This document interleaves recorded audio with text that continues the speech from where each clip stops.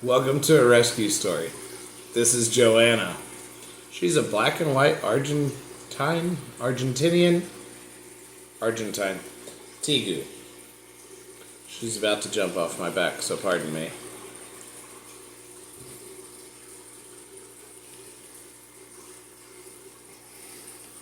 As you can see, the claws are very effective. She is just over 2 years old. Her story is she came from a pet store in North Texas. The manager bought her in an attempt as a personal pet, not realizing that female tegus are extremely aggressive the first 2 years of their life. In fact, they're not recommended for beginners. They're important to their native ecology because they're credited with spreading seeds. They're diurnal, meaning daytime, not nocturnal, meaning nighttime. And I have woken her up for this video, which is part of her agitation. South America considers them a delicacy. They're native to that area. Actually, golden tegus primarily dominant there. They're slightly smaller species. They only get about this big. She'll pretty much grow for another year.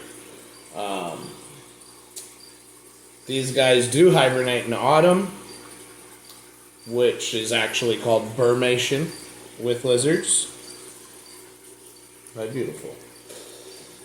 They can do 17 miles an hour in short distances. This massive tail is an excellent whip. Pardon me, I'm looking at an entire sheet full of interesting facts.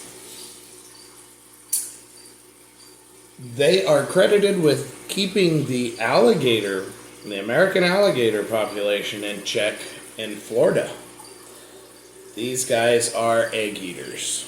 They will eat everything. One in captivity should have everything from parsley and greens like that to shrimp, low-fat and iron fish. They should have red meat once a week. They eat crickets. Her favorite is chasing crickets. She gets crickets pretty much every day, every other day, and she'll get some red meat. And we do everything. We've tried it all. She doesn't seem to care. She will eat a live mouse, swallow it still kicking. She is insane. These guys have the bite force of a pit bull, which is 256 newtons or something like that. And they alligator roll, which is how I got her. The guy that got her, she was alligator rolling. Not good to have something like that in a pet store. And she knows where her house is. Her house is under this table. Anyways,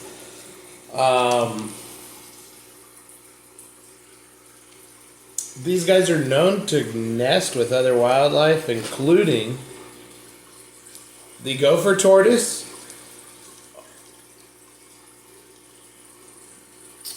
crocodiles, sea turtles, and any other ground nesting birds. You want on me? Oh, baby.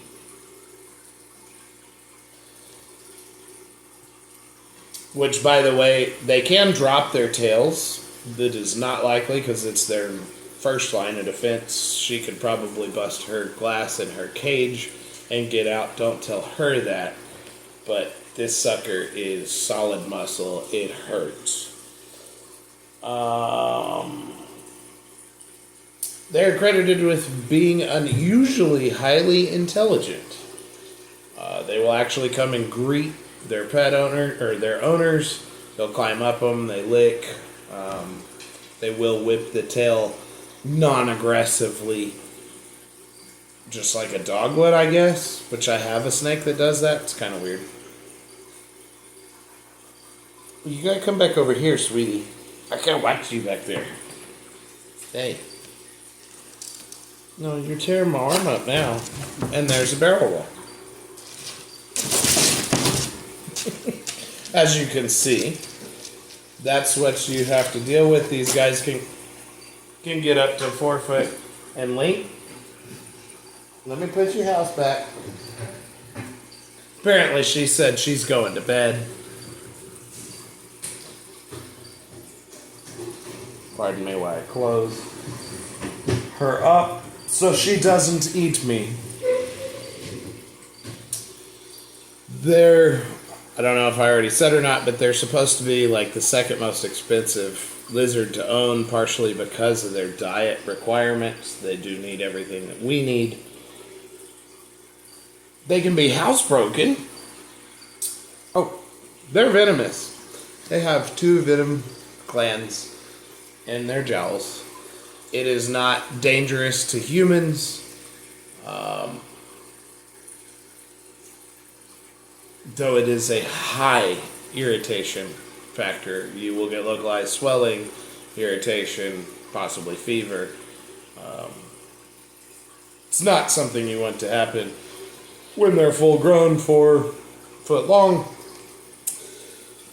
There are rumors and reports of losing fingers and hands.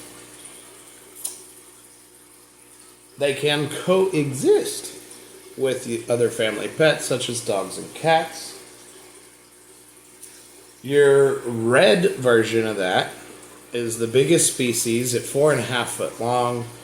That girl can get 4 foot long, and then the hybrid between those two, obviously, still in that range, but it's considered a blue Tegu, and it's spotted.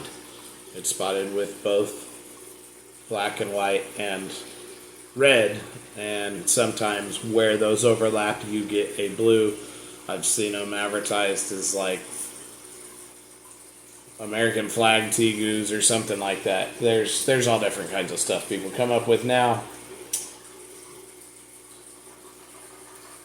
I mentioned the gator roll. They will lay 30 eggs in a typical clutch. They have a 20-year lifespan. And would you believe it or not, but they can hold their breath for 30 minutes.